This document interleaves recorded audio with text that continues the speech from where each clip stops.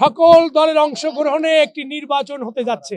যে বাংলাদেশের মানুষ দীর্ঘ 3টি নির্বাচনে ভোট দিতে পারে নাই, রক্তস্নাত রাজপথ দিয়েই গণতন্ত্রের যে অভিযাত্রা শুরু হয়েছে, দেশের মানুষও এই দিনটির অপেক্ষায় ছিল।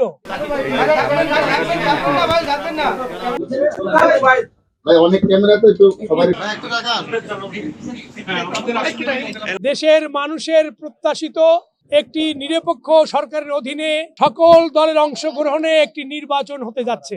জুলাই বিপ্লবের মধ্য দিয়ে রক্তস্নাত রাজপথ দিয়েই গণতন্ত্রের যে অভিযাত্রা শুরু হয়েছে, আজকে তার সূচনা দিন। আমরা খুবই আনন্দিত।